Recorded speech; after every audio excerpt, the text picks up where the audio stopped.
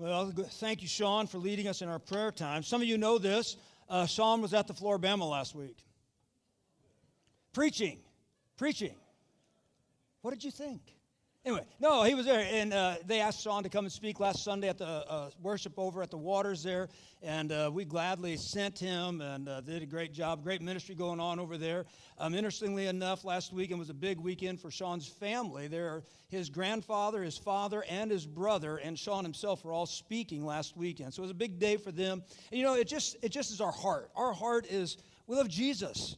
And we just want to share Jesus, and we don't care what label you wear. If you want to share Jesus, and we're not in competition with anybody here in town or anywhere. We just want to share Jesus, and so it was just a great week for them, and appreciate Sean and all that he does here at the church. And then last week was a very busy week for Sean here at the church because I was gone. I was on diaper duty. I went to see my grandkids in Springfield, Missouri, and yes, we got iced in a little bit, and yes, I'm a professional diaper changer now, and yes, I'm retired, so there you go. I've done my duty, and it was great. But last week, we actually, many of you know, we purchased a Carlton property, and we were supposed to take possession of it mid-February, but Mr. Carlton was able to finish up what he needed to do there, and he was just so gracious to us, and we were so thankful for him. He allowed us to come in early. And so we did, and our team has already been in there, and they've already done demolition and getting it ready. And so it'll be a little bit, but we are excited about getting that building ready for use. And so we just encourage you to continue to pray about that, share the word about that. We are really anticipating that helping really push all of our ministries forward as we get more space, but specifically our student ministries, and we're very, very excited about that. And I'm excited about this series, this Unhurried series, and I hope you took time last week for solitude, just to be still before the Lord. And I would tell you, last week I confessed, I don't know how parents with young children at home do it. I was a grandparent with young children at home, and so it was a challenge. I will tell you it was a challenge. And 4:30 is early in the morning for me, but we found a little time of solitude, and I want to encourage you to continue to do that as we continue to find this life that Jesus has for us that is unhurried. So for that today, I'd love to share a scripture with you out of the Old Testament. So hear the word of the Lord, and it'll be on the screen for you. Here is a tragedy I have observed under the sun, and it weighs heavily on humanity. God gives a person riches, wealth, and honor so that he lacks nothing of all he desires for himself. But God does not allow him to enjoy them. Instead, a stranger will enjoy them. This is futile and is a sickening tragedy. A man may father 100 children. Now, that's supposed to be a good thing in this passage, okay? A man may father 100 children and live many years. No matter how long he lives, if he is not satisfied by good things and does not even have a proper burial, I say that a stillborn child is better off than he. For he comes in futility and goes in darkness, and his name is shrouded in darkness. Though a stillborn child does not see the sun and is not conscious, it has more rest than he. And if a person lives 1,000 years twice, but does not experience happiness, do not both go to the same place? All a person's labor is for his stomach, yet the appetite is never satisfied. What advantage, then, does a wise person have over the fool? What advantage is there for the poor person who knows how to conduct himself before others? Better what the eyes see than wandering desire. This too is futile and a pursuit of the wind. Ecclesiastes 6, 1 through 9. Sounds like somebody needs a hug, doesn't it? So this is written traditionally by Solomon, King Solomon, the wisest person who ever lived, and perhaps the most honest. The most honest. For Solomon is dealing with something that all of us as humans, all of us wrestle with. And that is this desire that all of us have in our hearts. This desire that all of us have in our lives to want something, to feel satisfied. And it's a never-ending desire, isn't it? It's an endless pit. And we are restless because we are always trying to fill that which is in our soul, in our hearts. And I can prove it to you. It comes Christmas, and you make your Christmas list. You check it twice. You make sure you're on the nice list, not the naughty list. And come Christmas morning, you get everything you wanted on your list, everything your heart could ever desire. You finally got it. Whatever it was, you finally got it, and you loved it. You enjoyed it all Christmas Day. And then come December 26th, what happened? You wanted something else. Something more, something different, maybe an upgrade. Or maybe you realized that what you wanted really wasn't what you wanted. Be that Christmas morning or that job promotion or that new house, that new car, a new boat, new spouse. And you realize it's just not what I really wanted. I'm just not fulfilled. I'm just not there yet. I'm just not satisfied. I mean, we see it all the time. I mean, an ancient theologian from the 13th century, Thomas Aquinas, was asked this question: what would it take to feel satisfied? And let's just read the answer together. Here it is. You ready? Everything, right? What would it take to be satisfied? Everything. I mean, it's like taking your grandchildren shopping. You're going down every aisle. I like that. I like this. I like this. And it's like, you want what? You want everything, right? That's the condition of our souls. Modern day theologian Mick Jagger says it this way: I can't get no satisfaction. So I try and I try and I try and I try. I just can't get no satisfaction, right? Bono even said it, right? I still can't find what I'm looking for. Solomon, in this same letter, Ecclesiastes, says it like this: all things are wearisome, more than anyone can say. The eye is not satisfied by seeing, nor the ear filled with hearing.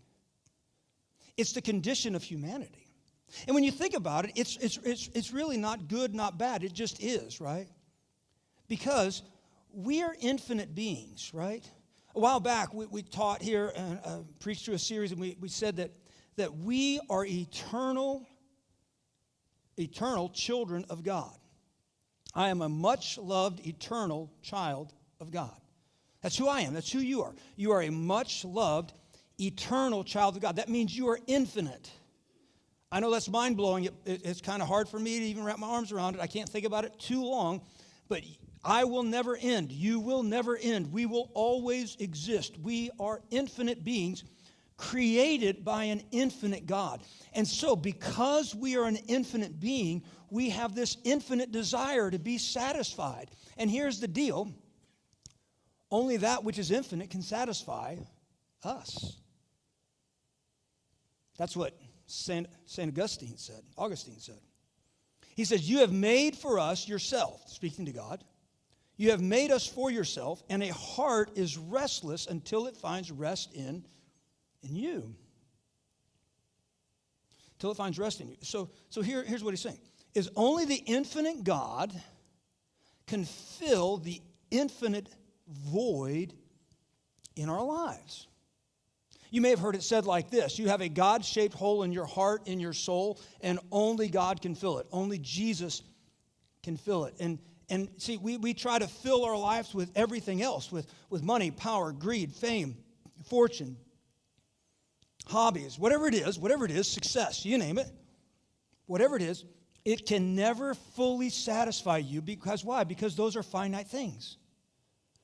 Those are all finite things. Winston Churchill, in all of his great accomplishments, Winston Churchill led England during World War II and through a horrific battle, horrific times, led them out of World War II. When he died, he felt so depressed. You know why?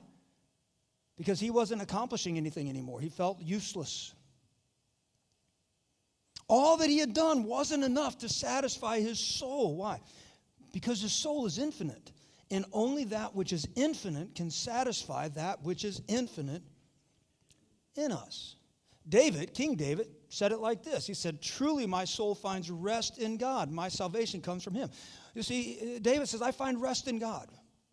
Because see, when we are always searching for something, always trying to get that next thing, always trying to get that next promotion, that next job, that bigger house, that bigger boat, that next accolade, that next praise, that next whatever it is, lower size of waist, whatever you're searching for.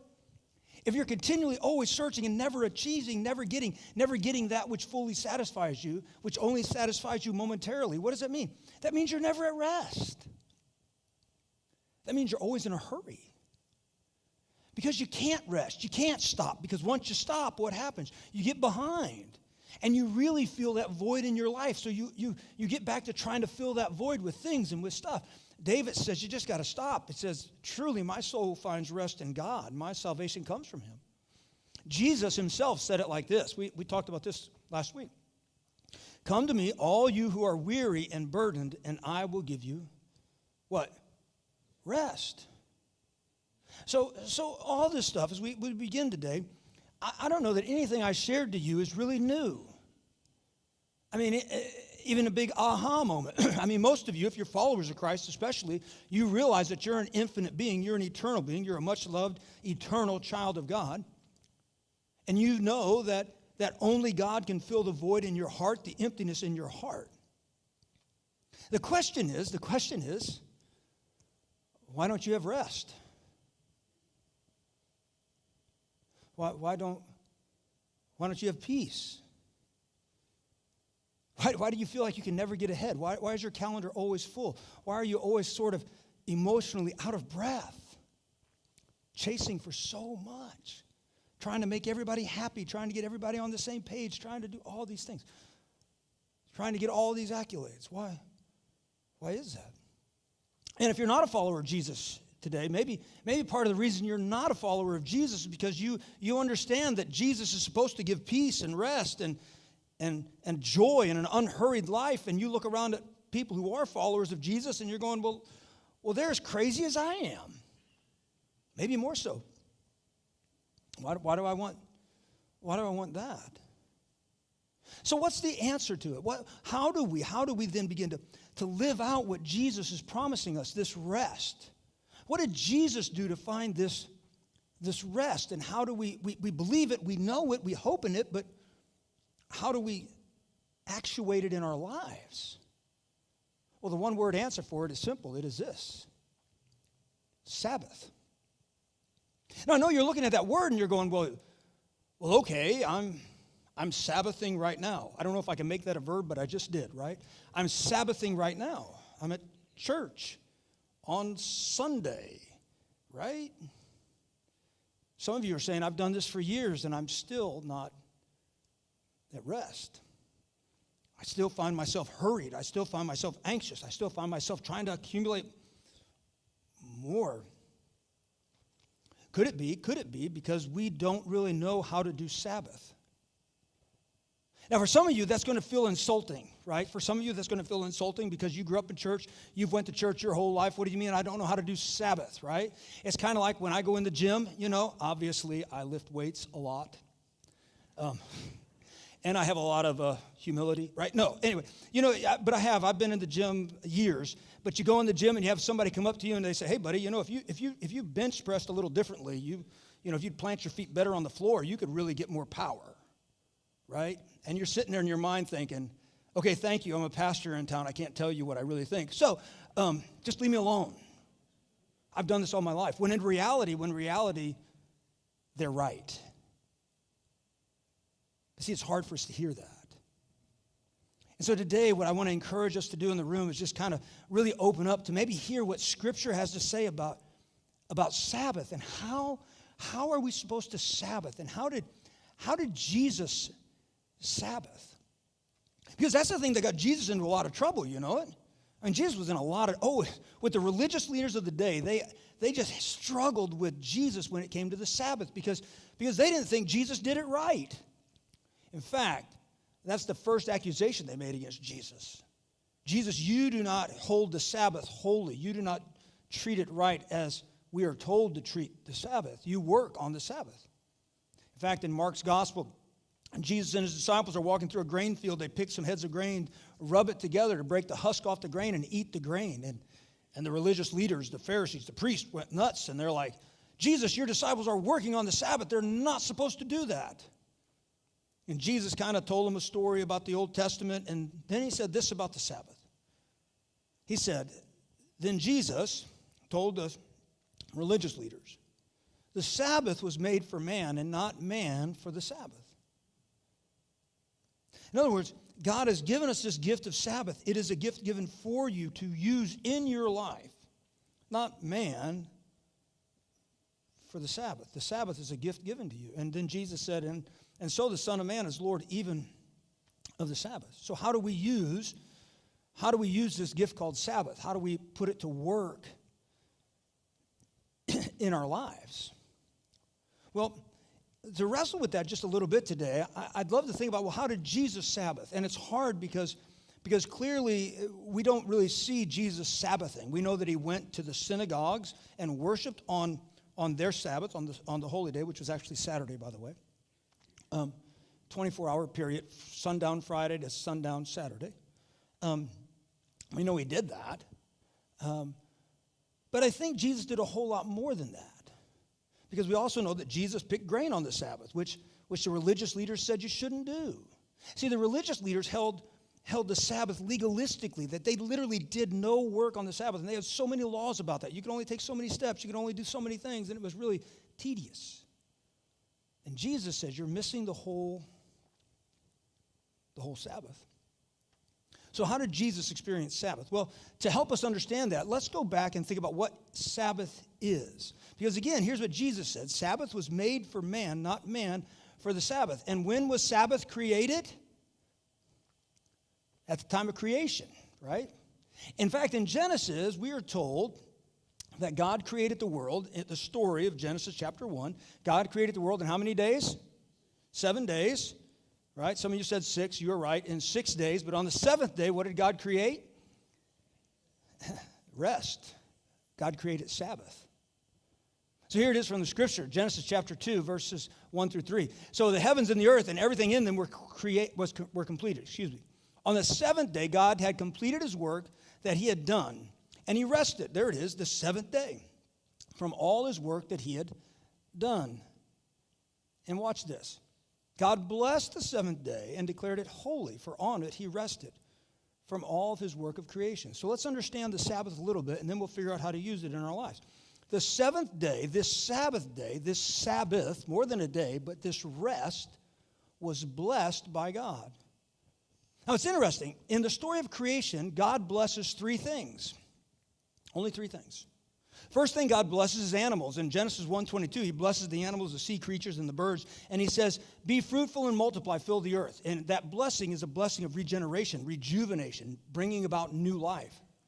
In Genesis 1:28, God has the same blessing for people, Adam and Eve. He said, be fruitful, multiply, fill the earth, regenerate it, subdue it, rule over this, bring new life into it. And then in Genesis 2, as the story is completed, we just read it, God blessed the 7th day, the day of rest. God blessed rest. God blessed Sabbath. Why did he bless it? What was that blessing entailing? Could it be, although it's not stated, it just says God blessed the 7th day. We read the scripture. Could it be that God blessed the 7th day because he intended it to be fruitful and to multiply our own lives and to regenerate us and to bring new life within us? You see, that's why Sabbath was created for man, not man for the Sabbath. Sabbath was created so we would have a time of rejuvenation, of bringing newness out of our life, of bringing new energy and new vitality within us. It was a day of rest. It was a day that we would unplug from the world. And it was so important to God, that he put it in the 10 Commandments. And it's interesting, because in the 10 Commandments, it actually begins to tell us how we are supposed to live out this thing called Sabbath, how we're supposed to do it. Now, some of you know that the 4th commandment is the one about Sabbath. And when the children of Israel were set free from slavery in Egypt. They were led into the promised land. One of the first things they did was go to the mountain, worship God. God gave them the 10 commandments. And in the 10 commandments, commandment number 4 is right here, Exodus 20, verses 8 through 11. Remember the Sabbath day to keep it holy. You are to labor 6 days and do all your work. But the seventh day is a Sabbath to the Lord your God. You must not do any work. You, your son, your daughter, your male, your female servant, your livestock, the resident alien that lives within the city gates. For the Lord made the heavens and the earth, the sea, and everything in them in 6 days, and on the seventh day he rested, right? Therefore, here it is, again, the Lord blessed the Sabbath day and declared it holy. So what is he telling us? How are we supposed to Sabbath? Well, he says we should Sabbath by remembering it, and remembering it how? In terms of what? Creation. So on this Sabbath, what are we to really remember? What are we to be thinking about? What are we to be focusing on? Here it is. First thing, just like creation, we were created by God for God. St. Augustine. We are created by an infinite God who is the only one who can fill the infinite longing in our hearts because we're infinite beings. We're to remember that. We're to remember that all these things that we're chasing for in the world will never truly satisfy our soul. They will just make us want more. They will never fully complete us. We're to remember that God at creation provided us everything that we need. We're to remember that we are created by God for God. So it's important on the Sabbath to kind of peel away some things and just take time to focus on that. That's why we come together and worship. But more than just an hour of worship, but to spend that time with God, being reminded that you were created by God for God. But again, then to also remember that this is the rhythm of creation. This is how God created the world to work. Work 6 days, take a day off. And study after study has proven this. Study after study has proven over time, you will accomplish more in 6 days than you ever will in 7. Over time. You will accomplish more in 6 days than you ever will in 7. And interestingly enough, there is one religious group of people who actually live longer than the average American. In America, and one religious group that actually lives longer than any other group. You want to guess who they are? It's the Seventh-day Adventist. Now look it up. It's true. I mean, if Google's right. But anyway, right? But now here's what's interesting about that. Is the question is, why do Seventh-day Adventists live on average 8 to 10 years longer than the average American does? Now, I don't know anything about the Seventh-day Adventists other than they observe the Sabbath rather legalistically, and they really take it from Friday night to Saturday night. That's their day, and they worship on Saturday. I don't know much else about them. So, but here's what the study shows, is that they live longer than the average American by about 10 years. Now, I've not done all the math, but in a rough estimation, if you think about a person lives 75 years on average, 78 years on average, okay, and you take 1 day off of that each year, each of the 70 years, 7 divided into 70, 75 is what? About 10. And they added 10 more years onto the back of their life, give or take. Now, that's real rough math. That's real crude math. But it's real interesting math, isn't it? Could it be that God is reminding us in this Sabbath that you and I are not human doings, that we are human beings? And our life is more than about what we can accomplish and accumulate on this earth, about doing things. It's really about being much loved, eternal children of God. See, the Sabbath is so much more than just come and worship. It's really about that focus all day long and really living it out. And we really even see that more in the second listing of the 10 Commandments. Did you know there were 2 listings of the 10 Commandments in the Scripture? The second listing is in Deuteronomy.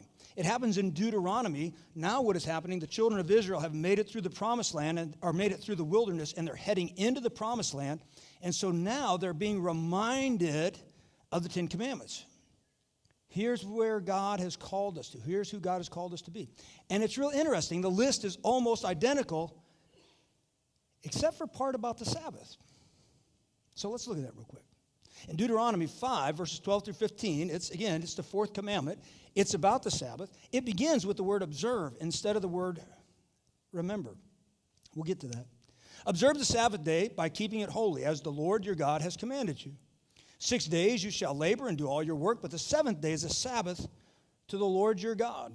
On it you shall not do any work, neither you, nor your son or daughter, your male or female servant, nor your ox, your donkey, or any of your animals, nor any foreigner residing in your towns, so that your male and female servants may rest as you do. Sounds pretty familiar, right? But now watch the change.